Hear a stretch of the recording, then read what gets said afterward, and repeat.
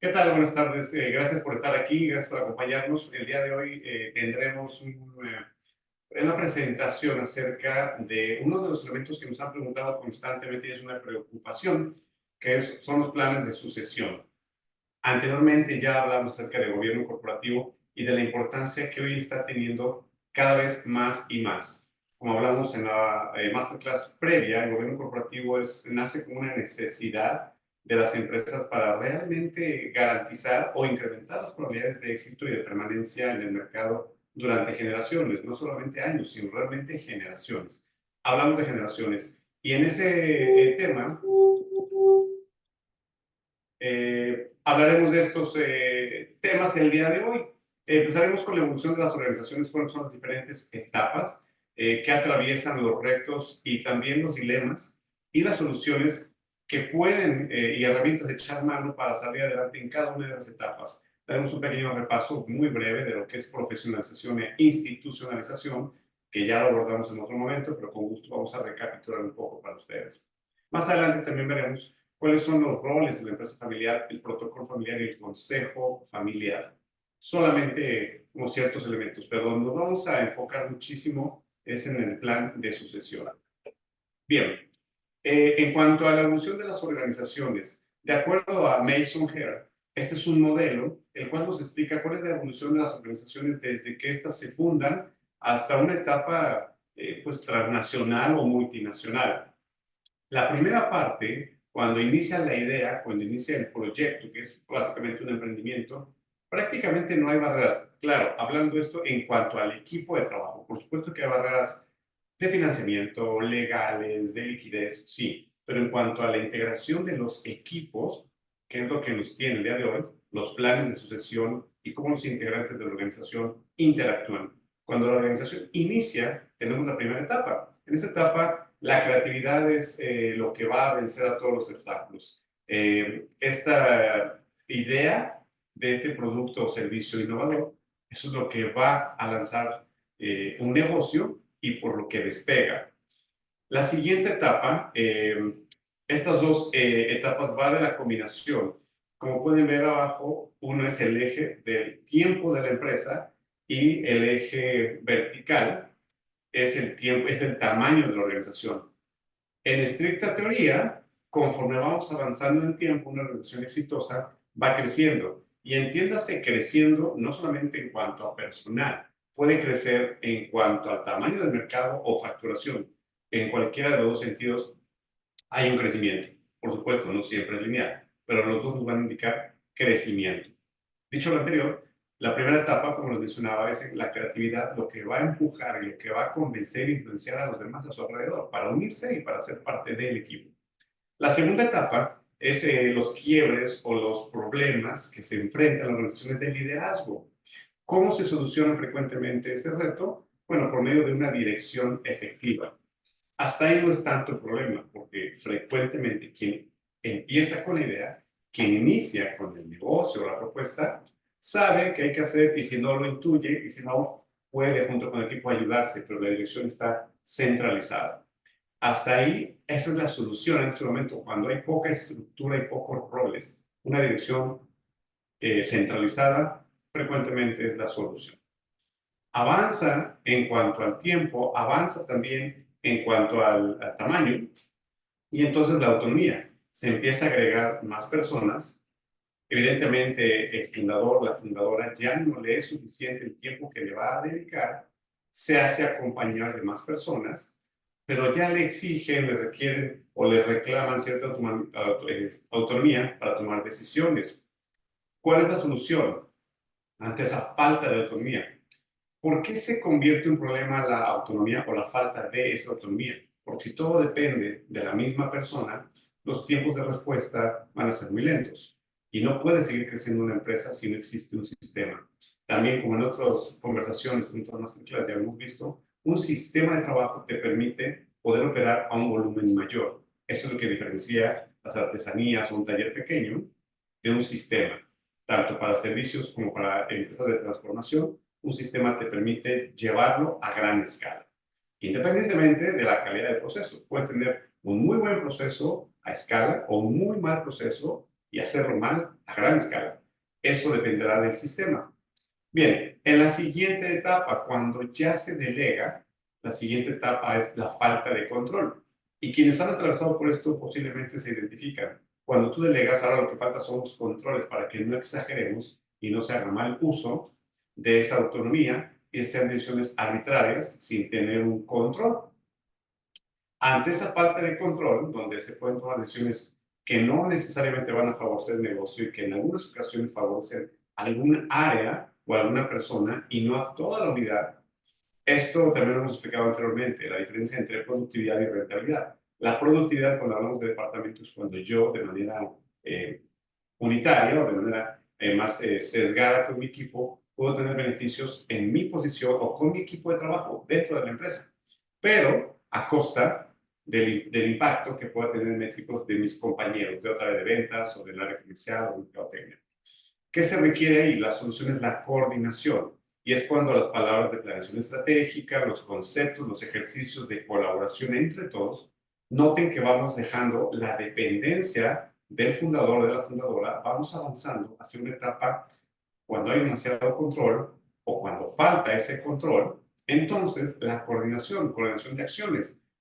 En esta etapa es importante que todos sepan cómo funciona toda la organización. Ya no es suficiente con obedecer lo que me dice mi jefe o mi jefa, aunque tengamos manuales, aunque tengamos procedimientos, es importante que ahora haya límites, que haya controles, pero si se nos pasó la mano con los controles y ahora cada quien opera de manera distinta, lo que necesitamos es la coordinación y eso nos va a llevar, cuando coordinemos, seguramente a la burocracia. ¿Qué significa la burocracia? Cuando tenemos que cuadrar y nos tenemos que coordinar con más departamentos, por supuesto que es más rápido hacerlo yo solo, me va a llevar más tiempo hacerlo con dos, pero si tengo que involucrar a todo el departamento, me va a llevar más tiempo. Y si necesitamos, porque se comprueba que es importante y que es pertinente la coordinación entre muchos departamentos, seguramente nos va a llevar a una burocracia mayor, es decir, a prolongar los tiempos de respuesta. ¿Qué se hace en ese momento? La colaboración. Nos preguntan frecuentemente, ¿cuál es la diferencia entre coordinarse y colaborar? Bueno, la coordinación es que yo hago mi parte, te la paso y tú haces tu parte y va en bloques. En la colaboración lo estamos haciendo de manera simultánea al mismo tiempo para que los tiempos de entrega se acorten. Es en estas etapas de la burocracia donde las herramientas de Lean Services o Lean Manufacturing son muy útiles para volver a simplificar los procesos que se fueron robusteciendo, pero frecuentemente se fueron haciendo más gruesos. Lean es el sentido, regresar a la esencia sin perder ese valor agregado o cuidar ese valor agregado. Bien, eso en cuanto a la idea del negocio, el tamaño y la antigüedad. En este mismo sentido de crecimiento, al inicio, como les mencionaba anteriormente, está centralizado en la cabeza de quien inició el negocio. Puede ser una o dos personas, pero frecuentemente está centralizado. La etapa de crecimiento es cuando ya hay ayudantes, por así decirlo, alrededor, pero todavía no hay una formalidad. Es a base de peticiones de tareas específicas. La etapa de profesionalización es bien importante. Profesionalización entendiendo como la etapa en la que se le explica a cada una de las personas qué es lo que tiene que hacer, cómo tiene que trabajar para que pueda ser de manera más ágil. Dime, Susana. Daniel, tenemos una pregunta en el chat. Ah, Nos pregunta Alejandro que en cuántos años aproximadamente debemos estar en cada etapa o no hay un límite de tiempo. bien, gracias por la pregunta. Realmente no hay una etapa, porque cada negocio, cada giro, cada industria crece de manera diferente, tienen diferentes talentos para las ventas, la situación económica que puede estar atravesando, macroeconomía o la economía local, también es otro factor, la competencia, la cantidad de ofertantes de ese mismo producto o servicio. O sea, hay muchos factores. No se mide tanto por cuánto debe de, sino más bien cuánto tiempo va llevando la empresa en comparado con su crecimiento, porque una empresa puede pasarse, o un negocio, puede pasarse toda la vida siendo una sola persona quien atiende, quien entrega el servicio, entonces no crece. Puede haber empresas como hoy en día los famosos unicornios, ¿verdad? Que crecen como la espuma y en 1 o 2 años, ¡pum!, se van hasta la etapa 5 de burocracia. No hay un tiempo estandarizado. Es más bien al revés, es identificar. Estos modelos nos ayudan a tener una idea o una referencia de lo que pudiéramos estar afrontando y entonces tomar las medidas, pero no está definido por tiempo. No sé si me explico, ojalá si me puedan confirmar, si queda claro, si no lo explicamos nuevamente. Bien, pero no hay una etapa que deban de atravesar en mayor o menor. Y bueno, eso es muy notorio hoy en día con los negocios de sistemas, muchísimo más ágiles que los negocios tal de construcción, los negocios de minería, o los negocios donde se tiene que hacer una cartera cada vez mucho más amplia, los negocios de medicina, un médico desde el que se titula hasta que tiene un consultorio con clientes recurrentes pueden pasar 10, 15 años. Y ahí es diferente porque se puede quedar siempre con la misma persona o puede crear una clínica de especialidades. Insisto, son muchas vertientes. Sigo pensando y no, por más que busco referencias de estándar, no las hay, depende de muchísimos factores. Y, por supuesto, el empeño que le ponga el mismo negocio para seguir creciendo y cuál sea su ambición. Hay negocios que deciden no crecer, aunque no salgan para las cuentas, ahí estamos bien. Hay muchas combinaciones. Ok, cuando se le explica a las personas y cuando todas las áreas ya tienen claro qué deben de hacer y cómo hacerlo, esa etapa es la de profesionalización y es muy importante. Esto quiero que se quede anclado, o les invito a que lo tengamos presente porque en los siguientes temas o en los siguientes elementos va a estar asomándose constantemente. Uno de los conceptos que manejamos siempre en Tesla es que la profesionalización de una empresa no puede ser basada solamente en la capacitación que el dueño, la dueña, el fundador o fundadora tengan.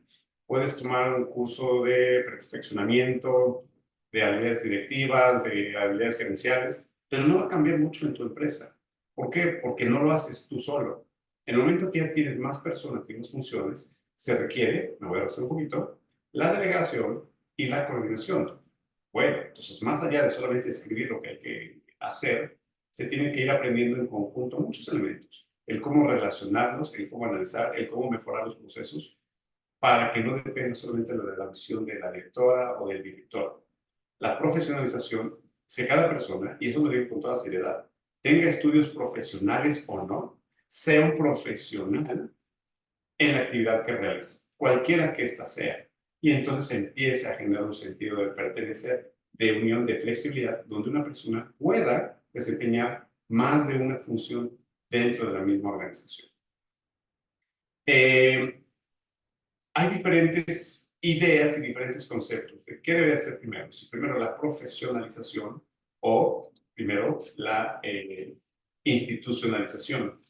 En estricto sentido, la institucionalización se inicia cuando tú das de alta a tu empresa mediante un acta constitutiva. ¿Qué significa institución? Institución es una serie de normas, reglamentos que hacen que promueven la estabilidad de una organización. Al dejar documentos legales, pues se deja por escrito y no es tan volátil.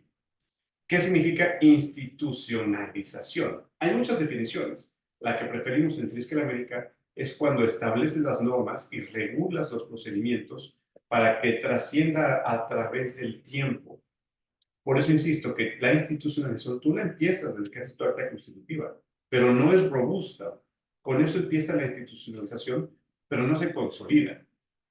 El puente entre tener un negocio propio y tener mucha gente a institucionalizar y que pueda trascender generaciones, no solamente décadas, es que atravieses primero la profesionalización. Adelante, Susana. Gracias. ¿Tenemos otra pregunta?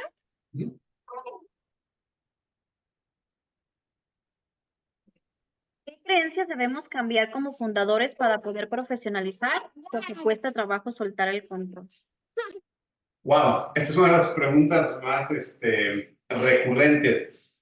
La voy a contestar un poquito más adelante para que tengan apoyo visual. Entonces, me recuerdas, Susana, por favor, y la tengo aquí anotada mentalmente. ¿Qué requiere cambiar el fundador? Para eso vamos a ir un poquito más adelante. Bien, pero la pregunta de entrada me agrada porque ya nos dice que la persona está pensando en esto. Muy bien. Cuando pasamos de profesionalización a institucionalización, ese es el gran momento en el cual el sueño dorado a todo dueño y fundador es tener un negocio y no solo un autoempleo. La diferencia es que el autoempleo, si tú no vas a trabajar todos los días y no estás ahí, pues no ganas. El negocio es cuando tú ya puedes ganar, tienes un activo pasivo sin que tú vayas a trabajar, pero al estar al pendiente, porque ya tienes un sistema de trabajo, puedes seguir generando. Eso ya es un negocio, no un autoempleo. Pero para que eso se sostenga a través de generaciones y del tiempo, es importante institucionalizar. Cuando se le propone a la gente, y hay ofertas en el mercado, hay consultorías, hay instituciones que te ofrecen institucionalizar directamente. Es lo equivalente a implementar un sistema ISO 9001 cuando pues, tienes una semana o un mes de haber empezado. ¿Lo puedes hacer? ¿Lo puedes documentar? Sí. ¿Qué tan sostenible y real va a ser? Poco. ¿Qué tan útil? Menos. ¿Cuántos recursos vas a depositar? Pues si son altos y cuando contrates a gente no va a entender qué es lo que sucedió. Es un poquito un dilema. Quisiera darte una respuesta, bueno, a todos como que es algo estándar, pero no existe tal cosa. Hay ciertas referencias, pero cada empresa es diferente. Es como ir con un médico, cada cuerpo es diferente y cada condición. Y se tiene que hacer un diagnóstico en cada una en cada una de estas etapas, empezando por la pregunta que me acaban de hacer. ¿Qué tiene que hacer el fundador? Y ahorita vamos para allá. Como ustedes pueden notar, el esquema hasta la derecha de institucionalización es más elaborado, es más complejo, tiene más órganos, tiene más, hablando en palabras más llanas, tiene más equipos de trabajo, subequipos, comités. ¿Qué tan recomendable es? Gradualmente sí es bueno, pero si quieres implementar toda la estructura del gobierno corporativo de la noche a la mañana, va a ser un dolor de cabeza, vas a quedar con algo muy bien documentado, pero no lo vas a llevar a cabo. Y para muestra un botón. Desde que tú haces una acta constitutiva debes de tener sí o sí la Asamblea General de Accionistas. Hay pocas empresas que realmente tienen su Asamblea General de Accionistas. Pocas empresas que realmente se reúnen. Las menos son las que sí lo hacen y todavía menos las que lo documentan, para que nos demos una idea. Podemos atribuir muchas cosas que ahorita no es parte de la conversación o de la masterclass de hoy, los porqués. Pero las condiciones sociales y económicas de nuestra cultura, normalmente en Latinoamérica, a eso nos oye. Primero, con que salgan las cuentas. ¿Qué es lo que te proyecta esta imagen? Lo que quiero hacer notar que la dirección general, en la medida que vas avanzando, la parte de abajo, lo que está dentro del círculo azul más oscuro, es la parte operativa. Y la parte de celeste, azul claro, la parte de arriba, es la parte estratégica. Y aquí te empiezo a dar algunas pistas y algunas respuestas de la pregunta que me hacían. ¿Qué tiene que cambiar el director o dueño para que esto empiece a funcionar? Es un gran reto. Es un gran reto, porque así como cuando se arman rompecabezas, tienes que aprender a ver la parte pequeña que une las piezas, también tienes que mantener una perspectiva amplia de todo el cuadro. Que por cierto, armar rompecabezas es un ejercicio buenísimo para focalizar, como dicen en inglés, el big picture, la foto y la imagen principal, pero también los detalles pequeños. ¿Qué tiene que ver con esta imagen? Todo. Porque la parte de abajo es la parte operativa, es lo que mantiene los ingresos del negocio. Y noten que el fundador, la fundadora, son los que empezaron, son los que saben qué es lo que hay que hacer, o por lo menos tienen la idea clara. Que vaya a funcionar o no es otra cosa. Pero hablando de una empresa que ya tiene ciertos años, normalmente todos voltean a preguntarle qué hacemos. En la medida que se vaya documentando y en la medida que lo vaya viviendo, el resto de la organización se va a transmitir, se va a comunicar. Hoy en día tenemos una gran ventaja que podemos grabar videos, audio, y eso trasciende. Hace muchos años solamente era de boca en boca y escrito no se comunica la emoción.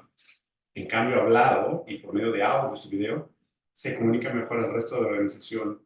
El feel, como se dice en inglés, el look, el cómo se ve, and feel, y el cómo se siente. El reto para esta dirección es transicionar a la parte estratégica. La parte operativa es lo que se tiene que hacer en el día a día, lo que se tiene que ejecutar de lo que ya existe hoy. La parte estratégica, que es la parte de arriba, se tiene que plantear y todos esos comités, todos los que ven comité de ética, comité de auditoría, consejo familiar, protocolos familiares, todos esos mecanismos, órganos, como preferamos llamar, tienen como objetivo pensar, analizar y planear el futuro. El director general tiene esa ambigüedad Y es una habilidad que hay que desarrollar, la parte operativa y el pensamiento estratégico. Enfocarnos en lo que hay que hacer hoy y también dar unos momentos para pensar en lo que se tiene que hacer hoy para construir el futuro. Esa es una de las primeras respuestas. ¿Qué tiene que hacer el director para empezar a hacer esto? Empezar a hacer ejercicios de planeación estratégica y ejercicios operativos. Más adelante, en la teoría de comportamiento 10, le voy a dar algunas pistas y algunas respuestas. ¿Y por qué digo pistas? No es porque queramos guardar la respuesta, pero le prefiero decir pistas porque nada aplica al 100% a ti ni a nadie. Puede haber ciertos elementos que te ayuden, como en la alimentación. Hay quien puede rendirle mejor un alimento y hacerle bien, y hay otros que no tanto. De cualquier manera, ciertos grupos de alimentos a todos nos van a beneficiar y a todos nos van a perjudicar en mayor o en menor medida. Por eso cada vez que yo digo pistas o cada vez que yo digo elementos, a eso me refiero. No hay una solución y no hay una respuesta absoluta universal para todos, pero sí acercamientos para incrementar las probabilidades de éxito. Bien, siguiendo en esta formación de equipos, otro de los conceptos que es importante que tengas es la formación de equipos. ¿Qué es esto? Este modelo, desarrollado en 1900, bueno, en la última versión ajustada en 1977, que lo tengo claro que es el año en que yo nací, por eso no recuerdo claramente, hay una etapa de formación, cuando se integran los equipos, el entusiasmo, las ganas, la alegría. Después está el storming. En todo tipo de relación, amigos, familia, negocio, socios, va a haber esta etapa de conflicto que es inevitable y que hay que atravesarla. Si esta etapa no se atraviesa por completo y solamente por arriba se llegan a acuerdos, pero no se subsana la parte emocional, sino solamente es la racional, te va a generar una factura más adelante, pero ahorita voy a pasar por ahí.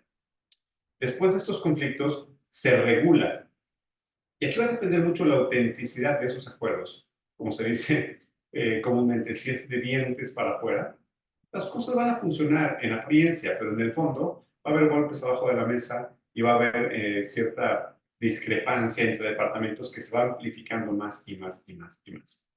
Después, si esta regulación es efectiva, es buena, se sincroniza, ¿se acuerdan de la colaboración y se acuerdan de la coordinación que en el otro modelo les mostré? Es otra manera de representarlo. Empieza a haber un desempeño, ese performing. Y finalmente es cuando se hizo el ajuste de esta teoría en 1977, el adjourning.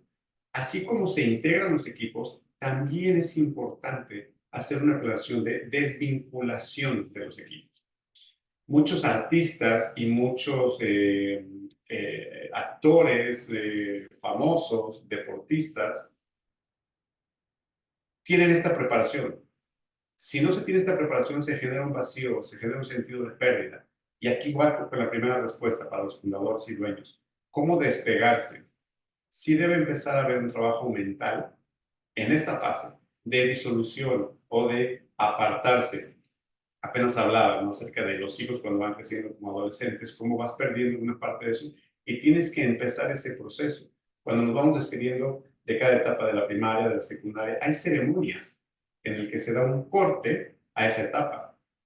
De alguna manera ya sabemos que va a suceder. Cuando van creciendo los hijos y van tomando su camino, o cuando nosotros lo tomamos, o cuando tenemos una relación y se termina, o cuando tenemos un equipo de fútbol y se desintegra, se acaba la liga, cualquier actividad que estemos haciendo, inclusive recreacional, normalmente no pensamos en el cierre de esas etapas. Un fundador lo que menos piensa es en retirarse, lo que menos piensa es en dejar de hacer lo que le gusta, le agrada y que tanto trabajo le ha costado. Entonces es importante que vayamos teniendo la práctica de cerrar estos ciclos. Por ejemplo, en el Tíbet hacen un pequeño o un gran ejercicio, hacen mandalas con arena y hacen mandalas gigantes, grandísimos de arena. Y ya que lo terminan, lo que hacen estos monjes tibetanos es destruirlo por completo. Y pensaríamos, no tiene sentido. ¿A cuánto nos ha pasado que armamos un rompecabezas y lo queremos guardar para siempre? Cuando rompecabezas para armar y desarmar. Ese tipo de ejercicios físicos, mentales, son importantes para un dueño de empresa, para una dueña. Saber que todo tiene un ciclo de inicio y fin. En las empresas, el ciclo de los productos, de product life cycle, el ciclo de todo producto tiene un lanzamiento, pero también tiene un periodo de obsolescencia. Si no lo planeas, el mercado te va a obsoletar. Nos tenemos que renovar. Y aquí va también otra respuesta para el fundador o fundadora. En cuanto va pasando de la parte operativa a la estrategia, si no vamos soltando la parte operativa y tomamos más la estratégica, los precios a pagar son muy altos, porque entonces la salud, el tiempo nos va a empezar a pasar factura. Así como un contribuidor individual, las personas que hemos colaborado para una empresa, en la medida que vas avanzando en tus habilidades para dirigir y para entender el negocio, vas soltando. Hay un libro en inglés que se llama What Got You Here Won't Get You There, o sea, lo que te trajo aquí no te llevará allá. Vamos perdiendo la habilidad técnica, pero vamos tomando mayor habilidad en cuanto a liderazgo e influencia con las personas. Lo mismo pasa con el fundador director general. En la medida que empieza a desarrollar temas de estrategia, de finanzas, temas de negocios, temas de impuestos, la parte operativa se va despegando. Pero este es un ejercicio muy personal y muy consciente que se tiene que empezar a trabajar. Aceptar que no lo vas a saber todo, aceptar que tienes que delegar. Los únicos dos elementos que un dueño de empresa no puede delegar nunca, en mi opinión, y no debería delegar nunca, es la caja registradora, eh, entendiéndose como la cuenta bancaria, debe de saber siempre cuánto hay en la cuenta bancaria, sí o sí. Los temas legales, que es representante legal, si no, pues puedes terminar en la cárcel, que va mucho de las finanzas, de los impuestos, y la clave del proceso, la receta secreta de Coca-Cola, la receta secreta de Kentucky, lo que diferencia tu negocio y la caja registradora, esos dos elementos son los únicos que no te recomiendo que delegues. Todo lo demás, sí. Sistemas, ventas, cobranza, todo lo demás lo puedes delegar, pero no le puedes dar la cuenta bancaria y las claves a otra persona, la debes mantener tú. Si la vas a compartir ya por el tamaño con alguien de tu confianza, las puedes compartir, pero nunca soltarlas por completo. Puedes tener sesión de derechos para trámites legales, pero nunca dejar de tenerlos tú. O sea, no ceder más del 50 y tantos por ciento de las acciones de la empresa. Y de cómo se hacen las cosas tampoco soltar, porque si empieza a modificar, puede perder la esencia, a menos que lo tengas perfectamente documentado y que sea un sistema, aún así hay que guardarlo. Bien, mientras te lo digo, trato de pensar en muchos ejemplos, pero evidentemente dependerá de cada giro, porque hay ciertos productos y servicios que por mucho que los quieras proteger, tarde o temprano, como Apple, vas a tener competidores que se asemejen a lo que tú ofreces. En ese nicho de negocio tienes que seguir innovando y tienes que estar buscando más alternativas. Bien, regresando a este tema, el plan de sucesión, si estamos hablando que se tiene que ir fomentando y pensando más en el futuro y entregándole a tu equipo la ejecución del presente, un plan de sucesión, por lo tanto, es un plan estratégico. Y que tienes que planear lo que todavía no existe, vas a planear la situación de la empresa y de quién te va a suceder en esa posición. Si tú eres el dueño o el fundador, si es otra persona, hay que empezar con esa etapa, planear lo que todavía no existe. Y son muchos elementos.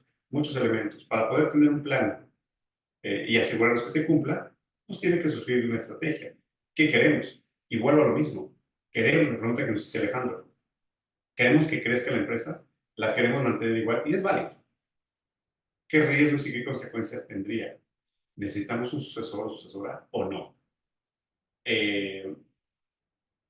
Me pareció a mí muy extraño, pero sí unos clientes potenciales que nos han estado buscando me decían, es que mi papá, pues dice que cuando él se retire, pues se acaba el negocio y que los hijos pues busquen qué hacer.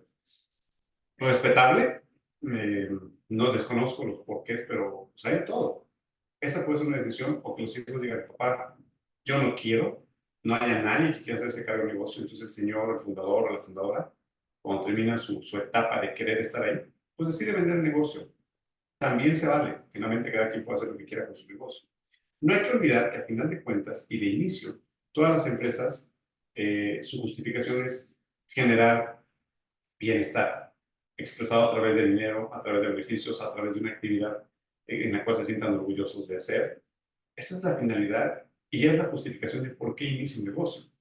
Si eso ya no se cumple y su objetivo se cumple a través de venderla y no de operarla, se va a la perfecta. Pero bueno, en este supuesto que no, retomemos el plan de sucesión.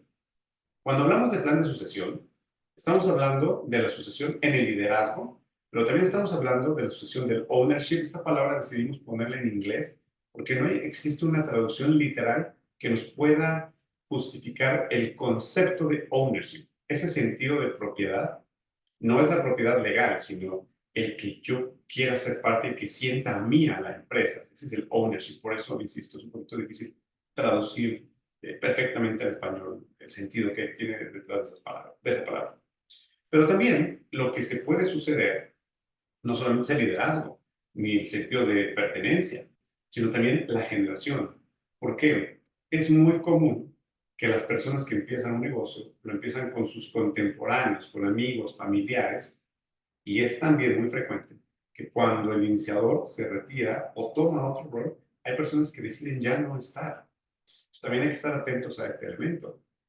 Cuando estamos hablando de liderazgo, frecuentemente más de una, dos, tres personas deciden cambiar de rol, no trabajar, irse a otra empresa si no está el fundador. Por diferentes motivos. Porque le cumplía sus caprichos, porque le caía mejor, porque se llevaba bien, porque no quiere trabajar para una persona que sea más joven, por lo que interpretan como lealtad, por muchos motivos, pero sí lo hemos visto. O sea, hay que tener esto en cuenta. Por eso la planeación estratégica, y me voy a regresar a lo que te mencioné anteriormente, la profesionalización, que cada departamento sepa lo que hay que hacer, no solamente que quede documentado, que se modele, que se aseguren que lo saben hacer, para que cuando el líder de cada una de esas áreas decida no estar o dos o tres elementos, se tenga un sistema que te ayude a que no dependa de las personas.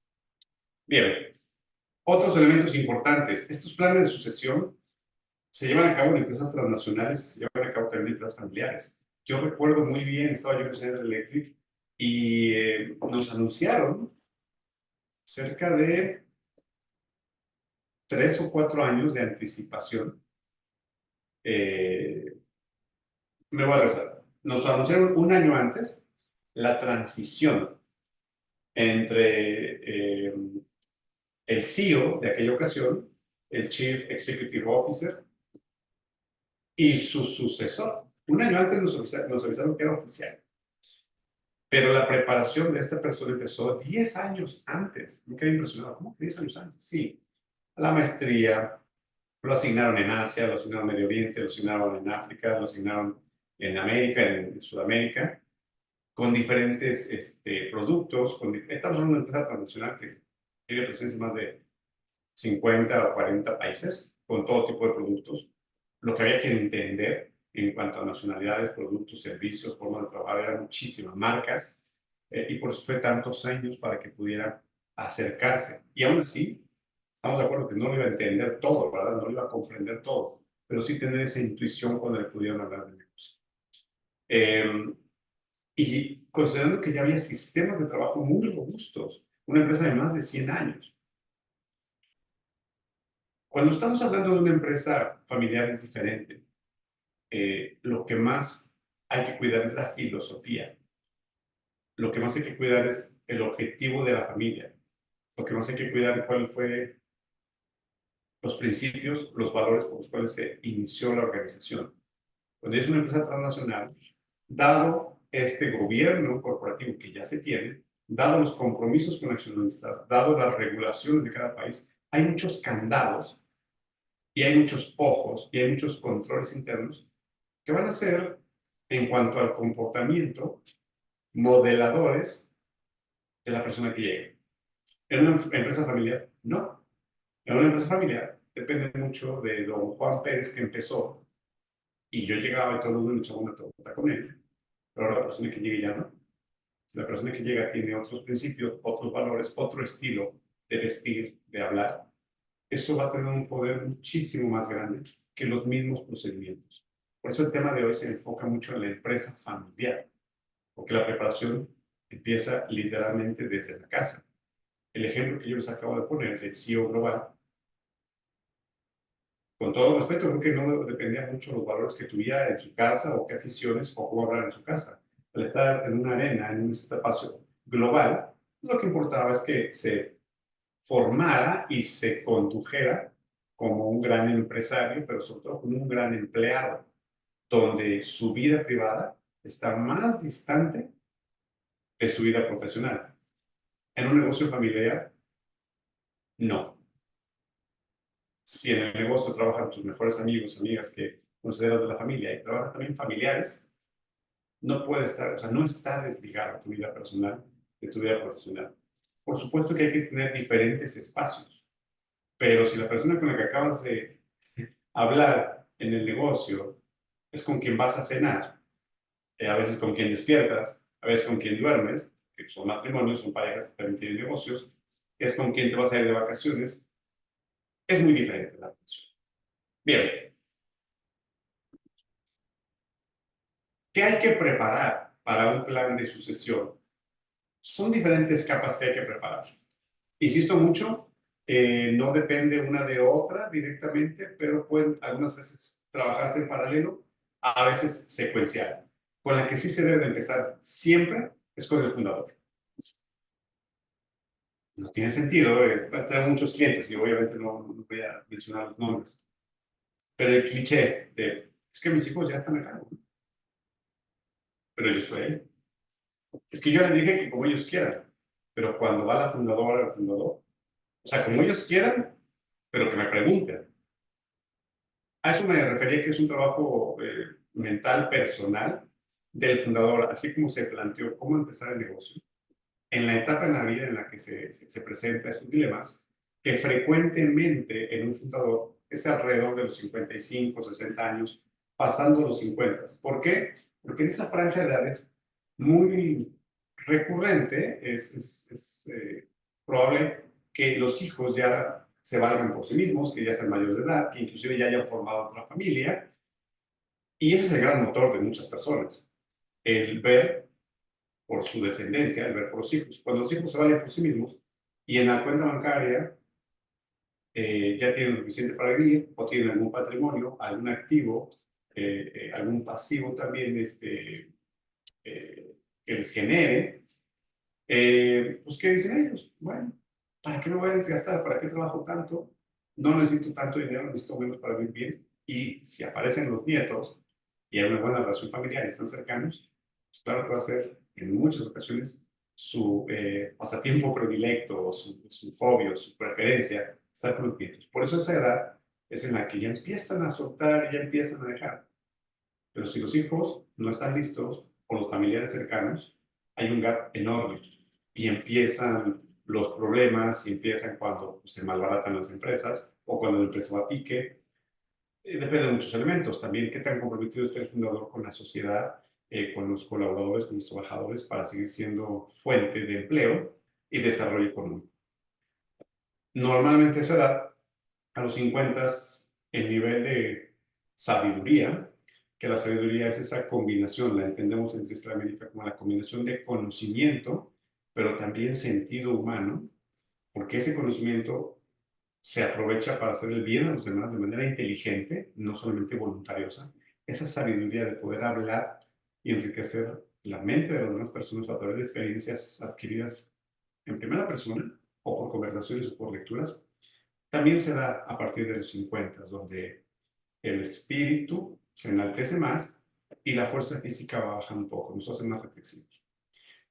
Este es un ejercicio del fundador que debe tener junto con su familia y debe replantearse a qué se quiere dedicar, qué quiere hacer de su vida, qué le gusta, qué le atrae, que normalmente se encamina en la tercera etapa o en la cuarta de su vida, donde la expectativa de vida será unos 15, 20 años en promedio en Latinoamérica, si no es que menos, y seriamente es una confrontación de qué quiero hacer ahora, cómo quiero vivir y cómo quiero terminar mis días.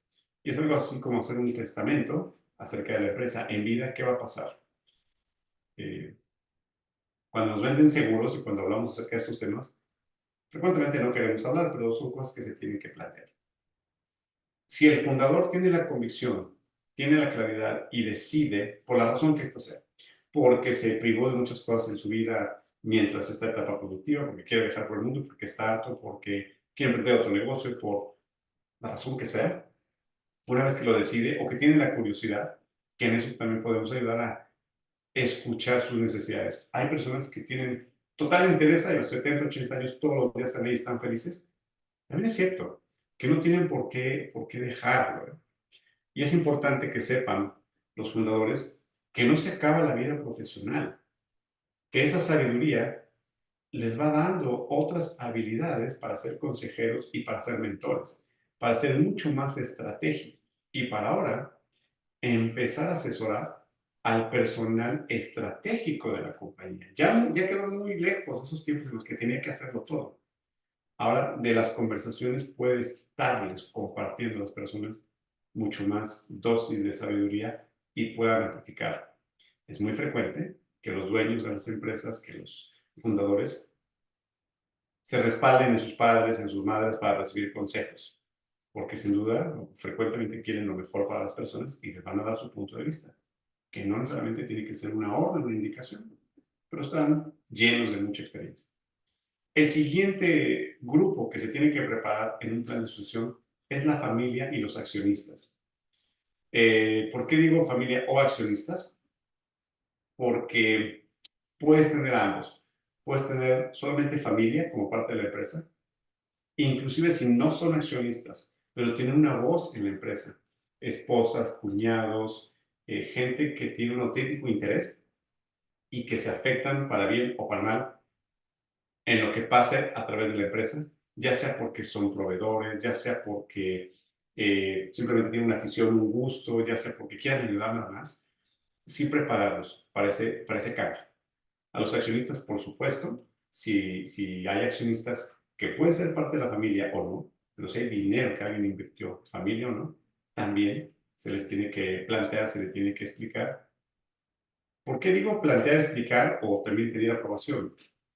Si son accionistas, pues tienen derecho a voto. ¿Qué va a pasar? ¿Cómo se va a hacer? Se les tiene que explicar qué va a suceder. Como puedes notar, cuando ya hay una institucionalización, cuando hay un consejo de administración, cuando ya está la asamblea de accionistas, cuando está el consejo familiar, esto va a ser un poco más sencillo, porque ya está definido quiénes tienen voz, quiénes tienen voto, cuál es el mecanismo para decidir, para hacer la toma de decisiones. Si no, va a ser más complicado. El sucesor o los sucesores o la sucesora. Se piensa siempre en singular, pero no es una regla. Puede haber más de un sucesor en una empresa familiar y se puede repartir. Tenemos algunos clientes que, si bien el puesto de director está en una persona, porque en la organización, en el organigrama sí, es una persona la directora o el director, pero el liderazgo, la toma de decisiones, la ven dos familiares en conjunto. Y si tuvieran alguna diferencia, entonces entra el consejo de administración o puede entrar el consejo familiar para ayudarles a decidir. Eso conviene cuando tienen las mismas habilidades, el mismo nivel de interés, el mismo afán, son familiares y pretenden y aspiran a tener esa posición. Eso es muy, muy conveniente. Y bueno, preguntar al sucesor si quiere hacerlo. Ahorita vamos a pasar unos ciertos elementos, pero si el sucesor lo quiere hacer, si tiene la preparación, si está listo o si está lista, qué tan afín es a el negocio, qué tanto le interesa temporal o permanentemente, que también se vale. Yo quiero aprender en esta empresa porque después yo quiero fundar mi propia empresa. Un muchacho de Monterrey, platicábamos con él, es que mi familia quiere que yo trabaje con ellos y yo quiero trabajar por mi cuenta. Entonces, pues yo quiero trabajar un rato, pero no me voy a quedar ahí. Respetable. Todos esos elementos y todas esas intereses es importantísimo que se hablen. De los grandes errores que podemos pensar, el fundador tiene que pensar en sí mismo, tiene que tener en cuenta cuál va a ser su patrimonio, de qué va a vivir, suponiendo que el negocio no funcionara. Y lo digo con toda responsabilidad porque, así como un seguro, ¿qué pasa si las cosas no se dan como yo quiero? ¿Qué pasa si mi hijo, mi hija, sucesor, decide otra cosa? Debe haber un plan B que tenga siempre el fundador o la fundadora para su patrimonio y para su vida personal. Eh, Siguiendo, después del sucesor o en paralelo, el negocio. ¿Qué significa el negocio? ¿Cómo preparamos el negocio? Recuerdo que te mencionaba de profesionalización. Debe haber una implementación de un sistema robusto que no dependa totalmente de las habilidades individuales, que dependa del sistema, que esté documentado y que esté puesto en marcha. Y finalmente, no menos importante, del equipo. Aquí me refiero con el equipo a las personas que colaboran en la empresa, que están hechos a la usanza, a los hábitos, a la manera de expresarse de la fundadora, del fundador, y que les puede incomodar. Tenemos otros clientes también que es normal que nos incomodemos con los cambios. Tenemos una resistencia natural al cambio, y esto es importante, o es más bien explicable, porque nos ahorra energía. El ser humano, el instinto de supervivencia está diseñado para ahorrar la mayor energía posible. El pensar y hacer cosas diferentes, por eso puede ser incómodo, a menos que estemos conscientes que eso nos va a llevar a un mayor beneficio, estaremos un poquito más flexibles. De otra manera, queremos hacer lo que frecuentemente hacemos. Y al equipo se le tiene que explicar, se le tiene que preparar. Recuerdan lo que les mencionaba en Schneider Electric, que nos avisaron con tiempo previo, y eso ayuda. Porque cuando empezamos a ver a esta persona que se acaba de retirar precisamente o acaba de dejar el puesto de CEO, eso ayuda porque empiezas a ver los mensajes y empiezas a conectar que algo está pasando, que en realidad está sucediendo. Esos 5 ámbitos se tienen que preparar. Pero insisto, el más importante es el fundador. Me preguntaban, y voy a responder una pregunta mucho más concreta. Como parte de las herramientas del coaching ontológico, que muchas personas en Triskel América tenemos estas distinciones, es cómo puedo yo prepararme para soltar el control y ceder. Hay pequeños ejercicios cotidianos que en los programas de coaching llevamos con los directivos y con las empresas también. Hay coaching colectivo e individual, donde no les decimos a las personas qué hacer, pero sí les vamos ayudando con ciertas preguntas. Y hay algunos ejercicios que se proponen que funcionan muy bien. Si conoces a alguien o tú eres una persona que le gusta el control, ejercicios tan sencillos como, aunque no sea necesario, cuando vayas con alguien en tu auto, le pidas que maneje y tú seas el copiloto. En ejercicios con estos tan sencillos, que si estás acostumbrado siempre a manejar e ir rápido y ahora ser el copiloto, y si todavía te vas en la parte de atrás, y son tus hijos o alguien que tú normalmente no acostumbras que te lleven, sino tú eres el que maneja y ahora te vas atrás, porque a veces queremos el manejar para tener el control, o por lo menos de copiloto para decidir la música, para decidir la ruta y para avisar al que va manejando lo que debería estar haciendo.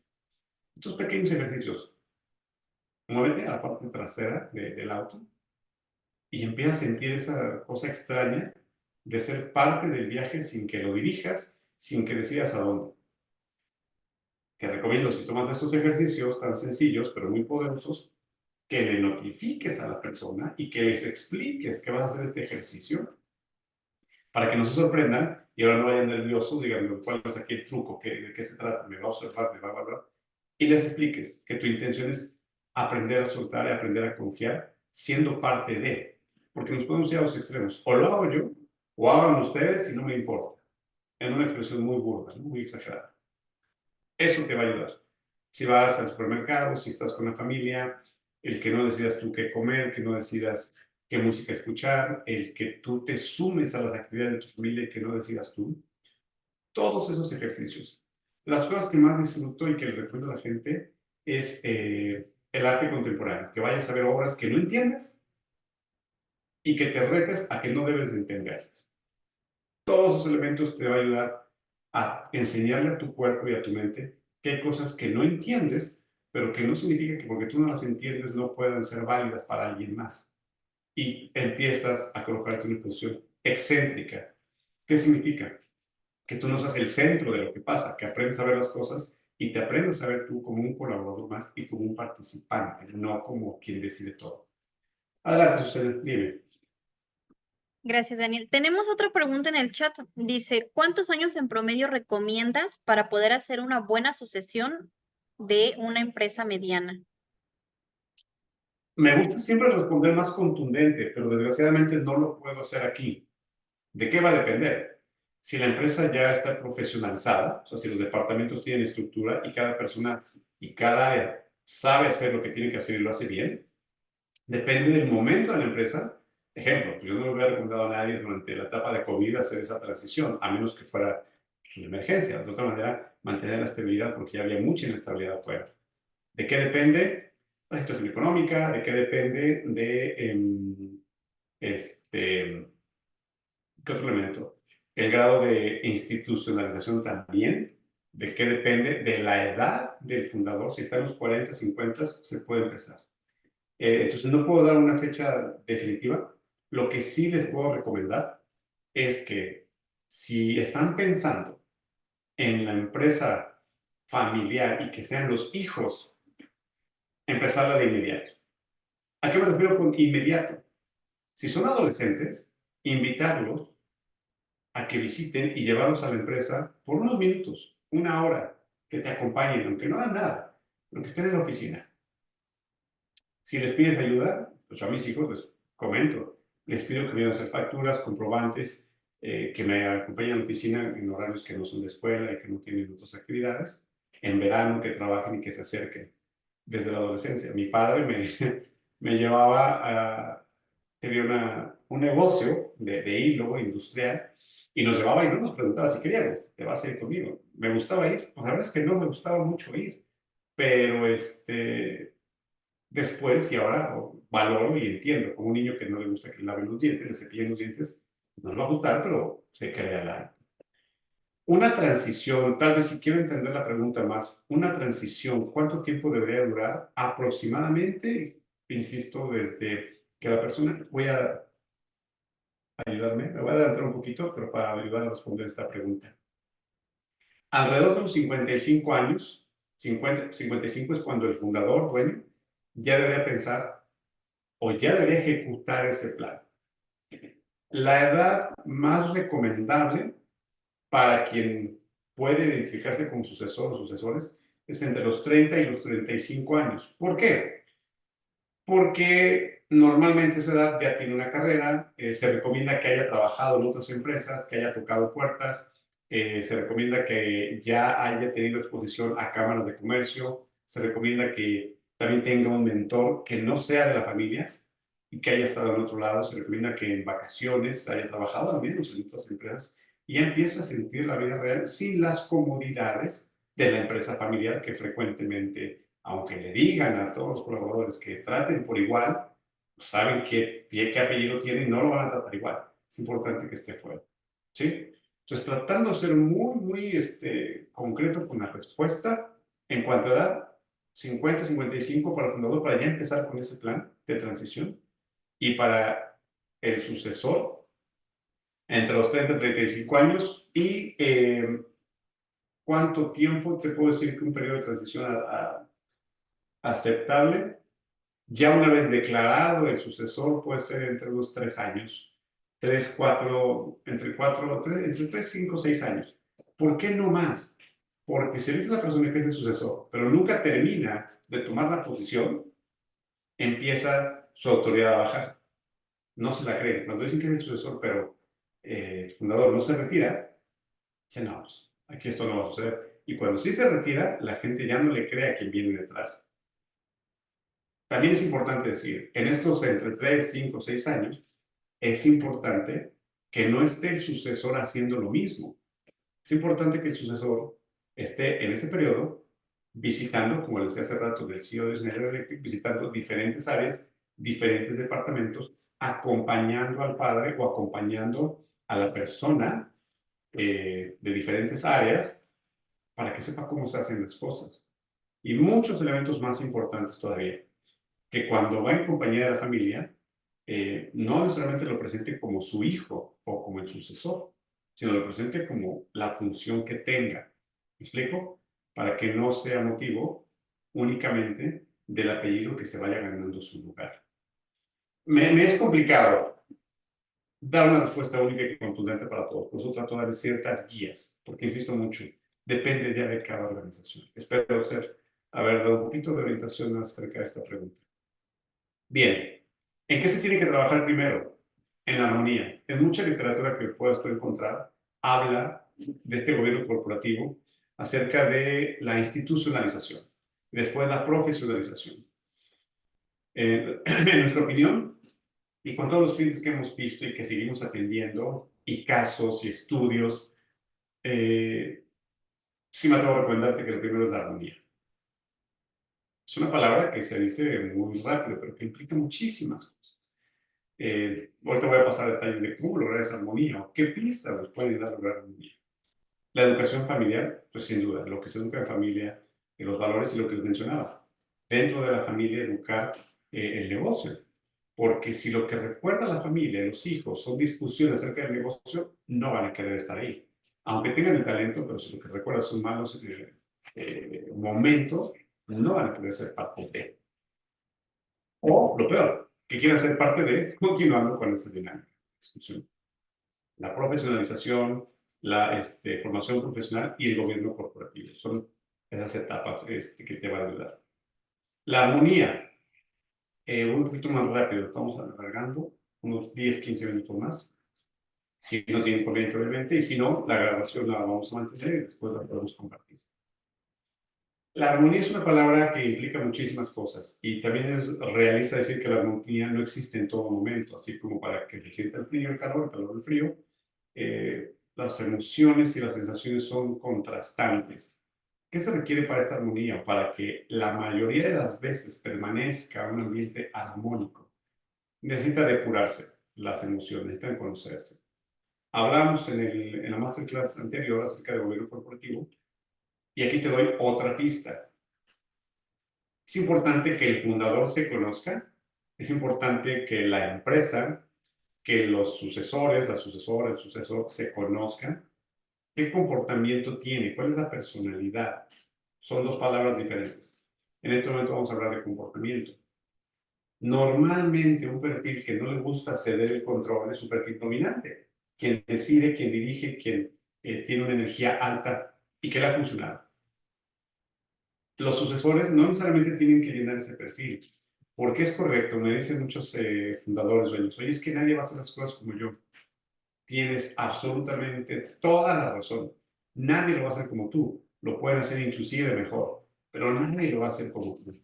En algunas cosas que tú eres ejemplar, nadie las va a hacer como tú. Pero también en otras cosas que no las haces tan bien, alguien lo puede hacer mejor. Lo que tiene que ayudarte a suavizar y a ecualizar es la colaboración de todos en la empresa. Insisto mucho por eso en profesionalización.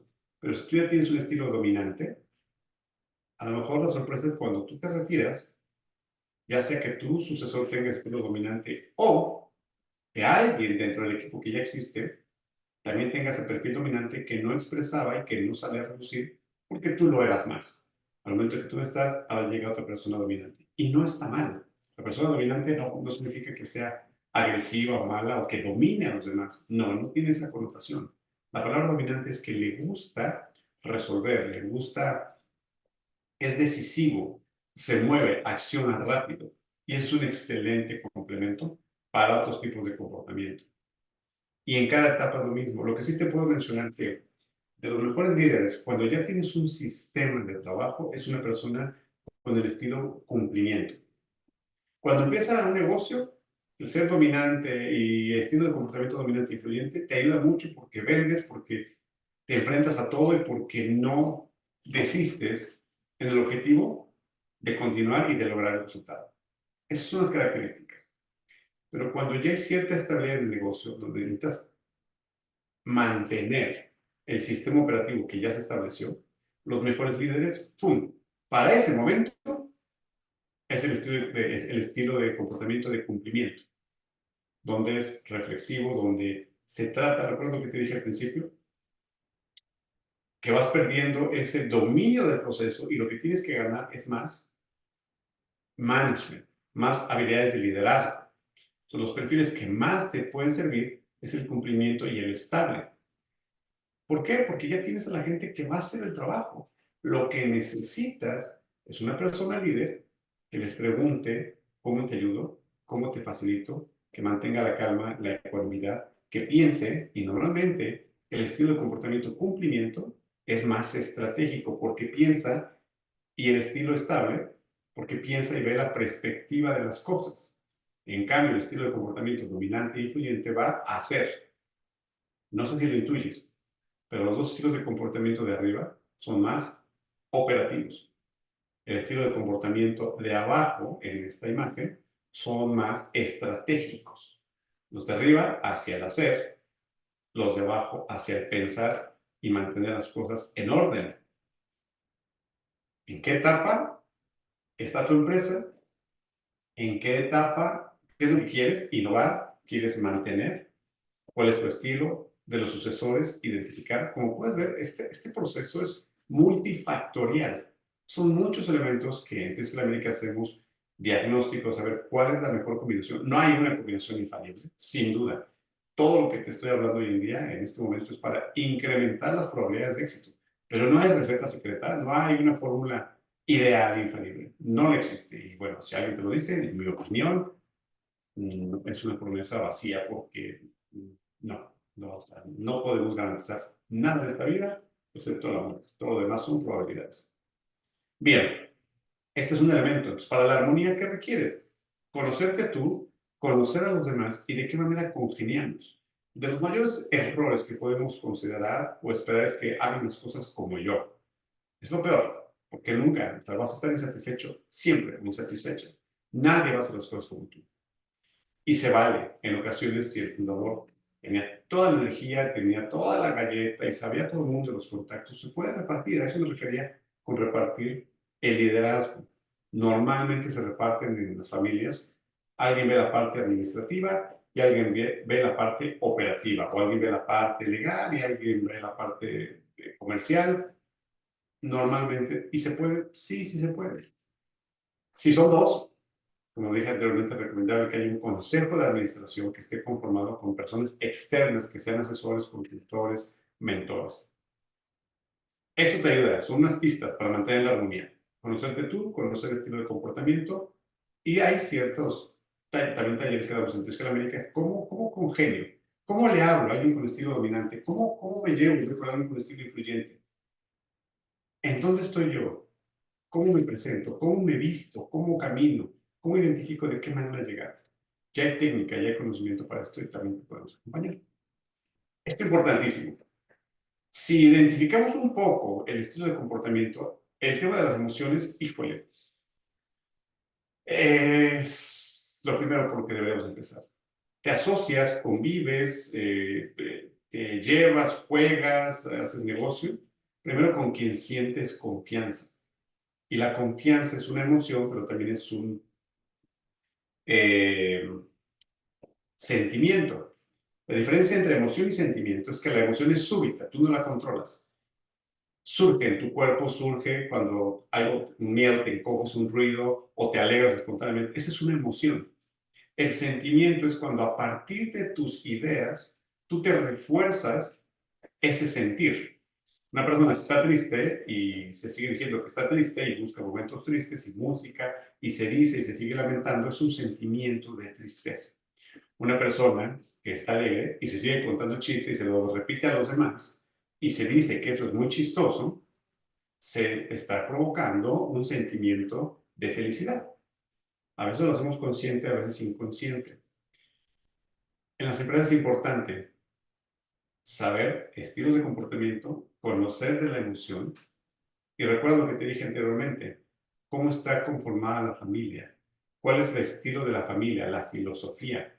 Porque si tú vas a contratar a alguien, que esa es otra opción, estamos hablando del sucesor familiar, pero puede ser un sucesor que no sea de la familia. ¿Cómo te vas a asegurar cómo interpreta, cómo siente, cómo percibe las cosas? Si hay familias que se hablan con groserías, porque las he visto, pero tiene un estilo de hablar con groserías que se siente el afecto entre ellos, y entre ellos así se llevan, se respeta, o es más bien su estilo, y es lo que ellos consideran respeto. En cambio, la impuntualidad, esa sí es una falta grave. En otras ciudades, en otras familias, viceversa. Una mala palabra está prohibidísima. Pero pues sí puedes llegar tarde. Tiene que ir de la mano la profesionalización de la empresa con lo que tú le estás pidiendo afuera del mercado. Porque si llega una persona sumamente preparada, alguien ya hecho, porque tus hijos, familiares, nadie quiere el puesto, contratas a alguien listo, que ya fue director en no sé cuántas empresas, no va a funcionar. Porque va a llegar esperando que haya un sistema que ya funcione bien. Una, te va a salir mucho más caro el sueldo. Y dos, no va a querer estar, si te acepta el puesto, no va a durar mucho. Porque está acostumbrado o acostumbrada a la estabilidad. Será una persona que ya está en nivel de cumplimiento o de estilo de comportamiento de cumplimiento o estar.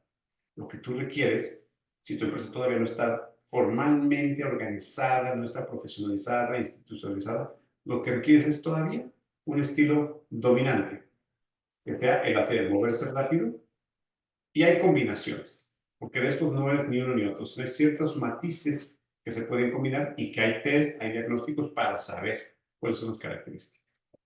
Regresando al tema de la emoción viene del latín emovere, que significa eso, moverlos. Es lo que te incita a moverte. Como te puedes imaginar, no puede haber alguien que se mueva si no es a partir de una emoción. Hambre, sueño, alegría, ternura, rabia, miedo, nos mueve o nos inmoviliza.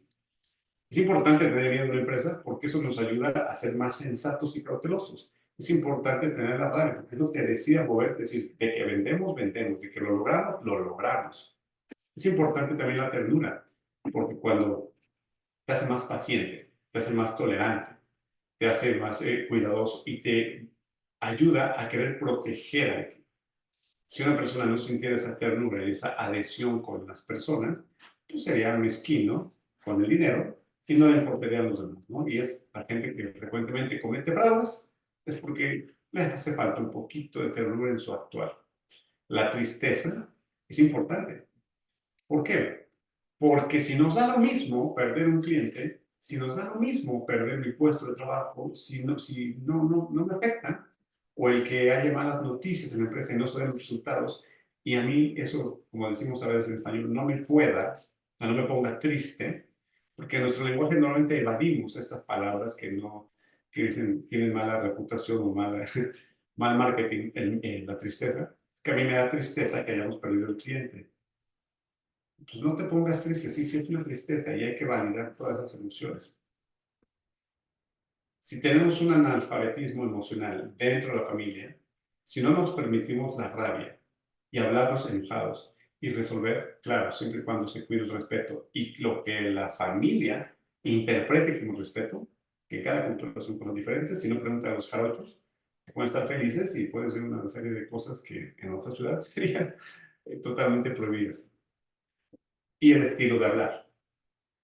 Si no nos permitimos aprender, sentir esa emoción y hablarla franca y llanamente, lo que va a suceder son acuerdos muy buenos de institucionalizada, de consejo familiar, de consejo de administración, donde decimos todos que sí, con toda parsimonia, con toda decencia, pero en el fondo, no. En el fondo yo quiero más dinero.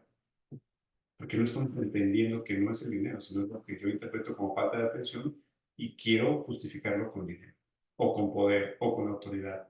Normalmente las discusiones familiares son 90% emocionales, no es tanto por quién gana más, sino porque yo me siento que no es justo, y eso es otra emoción. Adelante, Susana. Gracias, Daniel. Tenemos otra pregunta. Dice, ¿consideras la impuntualidad grave o simplemente parte de la cultura organizacional? Grave, una aerolínea, perdón, grave, en una cirugía, grave en muchos lados. Trato de no emitir juicios porque depende de qué estemos hablando, ¿no? Si es llegar al cine y la función empieza a 7:30 y tú quieres y vas solo y llegas a 8:40, pues grave puede ser que no. Lo que sí me parece grave es violar los acuerdos. Si interpretamos de esa manera la impuntualidad, sí, sí me parece grave. ¿Por qué? Porque independientemente que afecte o no el desempeño del proceso, si tú tienes un acuerdo con alguien y no se cumple, eso es muy grave. ¿Por qué? Porque daña la confianza, porque daña tu credibilidad, porque daña tu reputación como persona. Si yo me propuse a mí mismo salir a correr a las 8 y salgo 8:10, 8:15, pues tal vez no es grave, ¿no? Claro, es un compromiso conmigo mismo. Y si eso me afecta a otras cosas, se vuelve pero en el sentido estricto, en mi opinión, esto es mi opinión, eh, falté al compromiso con alguien más, pues sí, sí considero en mi criterio una falta grave porque estoy respetando su tiempo, porque estoy afectando otras cosas y porque no cumplí mi palabra, ¿no? Tan solo por eso, sí, se me hace grave. Sobre todo porque socava la confianza y sin confianza, que es justamente lo que quiero mencionar acá. Cuando lo que sentimos, percibimos, no es congruente, si la persona no está acostumbrada a manifestar sus emociones y nos dice, todo bien, pero tú le notas que no está bien, desconfiamos de la persona. No es que pensemos que me va a defraudar, no, simplemente algo no me termina de casar, algo no es congruente. Si la persona está enojada, te dice, no, tranquilo, pues tampoco le crees. El problema que esto ocasiona es que aunque sea un elemento sin importancia y la persona lo quiera minimizar porque tiene el juicio que sus emociones no las debe de llevar al trabajo, pero tú notas que algo está raro, lo que se va depositando en nosotros es la desconfianza, sea relevante o no. Pero una vez que sentimos esa desconfianza y lo empezamos a generar, esa emoción, que fue la impresión,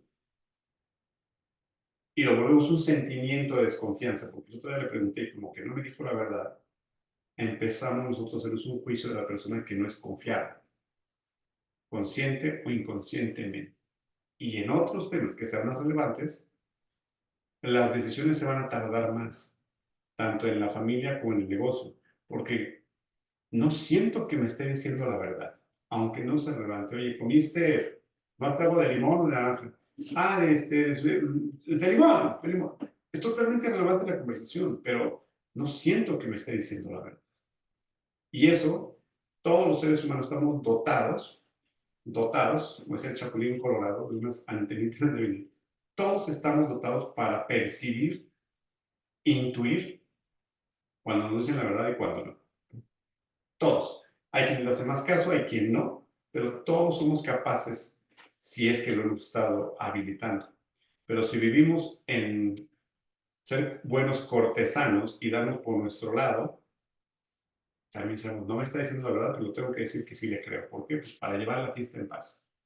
Si esto subyace ahí en todas las relaciones, va a haber una falsa armonía, va a haber una tensión falsa, que en cuanto le rasques algo, ¡pum!, va a explotar. Por eso yo hablaba acerca de armonía, de conocer los estilos de comportamiento, tener ese alfabetismo emocional y tener conversaciones francas en las que se vaya a decir, sí, estoy enojado por esto, y cómo lo hacemos, cómo lo resolvemos. A decir, no pasa nada. Y por dentro, nada más que te descuides y ahora va la mía. Eso es lo que frecuentemente perjudica a las empresas y a las organizaciones. Y entonces el sucesor, la sucesora, si no hay conversaciones explícitas de estos temas, y si no se permite decir al hijo, al papá, a la mamá, no quiero, no me interesa, yo no quiero ser parte del negocio, y hay una aceptación de los padres, decir, pues estás en tu derecho, es un gran negocio, qué lástima que no lo quieras, y entonces buscamos otra alternativa. Lo peor sería aceptar algo que no queremos, pero si estamos fomentando y no le aceptamos a la gente que nos diga que no, hay historias muy desagradables, donde la persona pues no quería, se hace cargo del negocio y un sueño sea hacer otra cosa, pero por darle gusto a los padres, y luego el reclamo a los padres, oye, pues te dejé todo hecho, ¿por qué no lo haces? Tenemos unos clientes que uno de los herederos no quiere y está ahí a la fuerza, se siente obligado y con, condicionado a estar ahí. Y la familia sabe que no quiere estar y está ahí, y el resultado no es muy bueno. Pero bueno, eso es otro tema que ahorita me recordé. Bien, la educación familiar, justamente a esto me refería, comunicación abierta, involucramiento, tener espacios diferentes para hablar de la familia.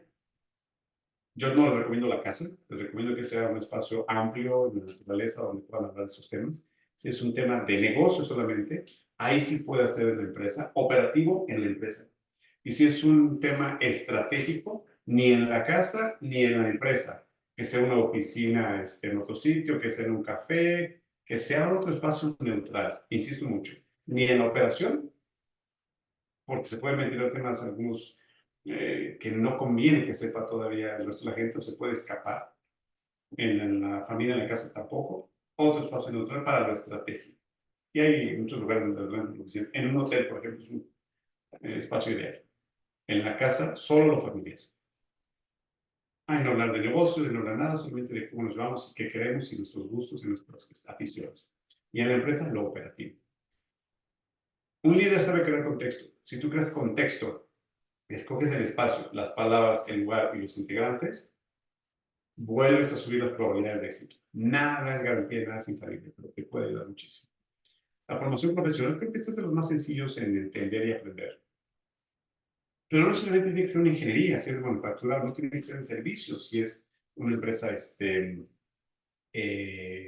servicio al cliente o administración solamente, lo que la persona quiera estudiar.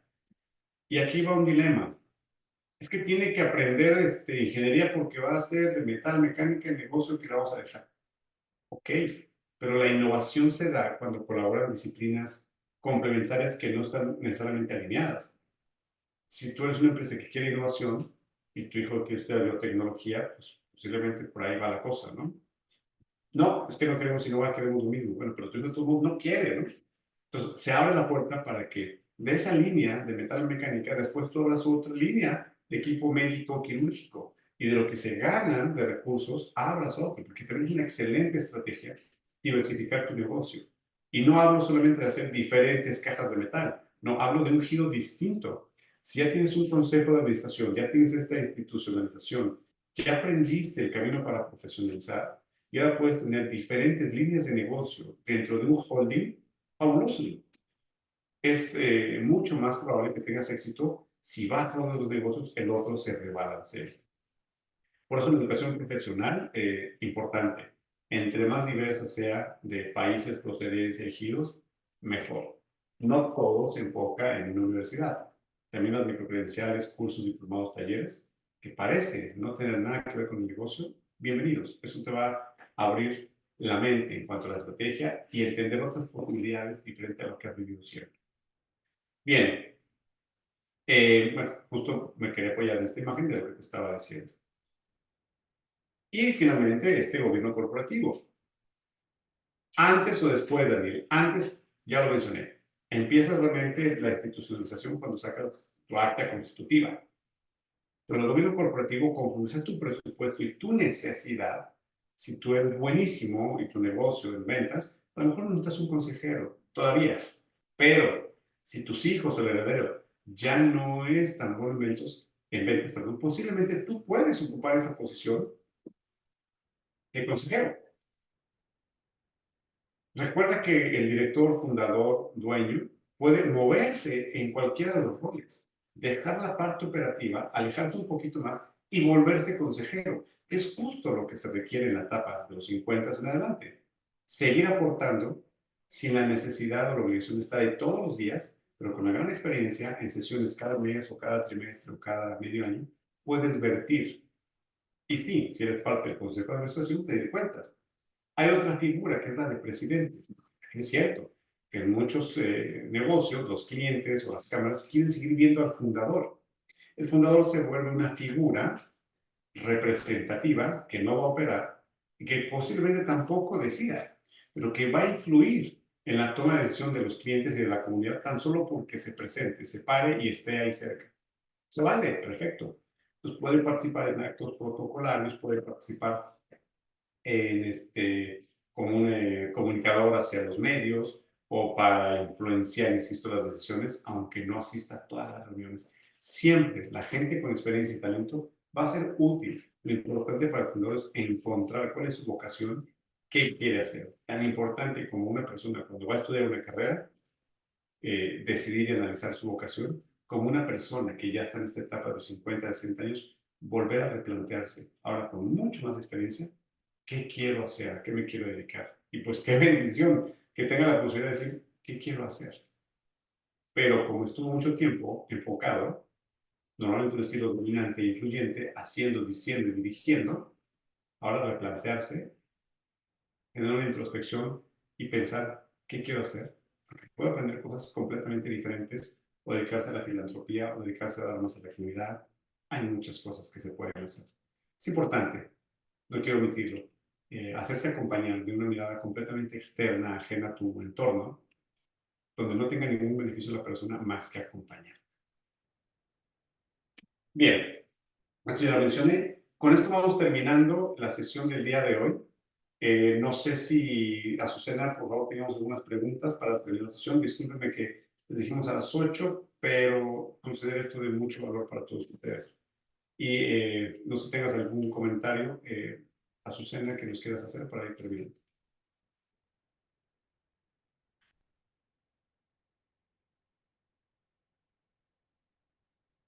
Estás en silencio, Azucena. Perdón, ya. Buenas noches a todos. Gracias por unirse a nuestra masterclass, ya que su tiempo es muy valioso para nosotros. Asimismo, agradecemos a Daniel Salinas, quien nos compartió esta masterclass de un tema tan interesante, útil e importante para todas las empresas. Ponemos a su disposición nuestro chat para que nos compartan sus dudas o alguna pregunta que tengan, así como su correo electrónico y algún número de contacto para enviar la presentación. También encontrará nuestros contactos. Quien necesite de nuestra asesoría, tendremos un diagnóstico para ustedes. Estamos a sus órdenes. Muchas gracias a todos y adelante con el video. Gracias por a todos por su tiempo y nos vemos pronto.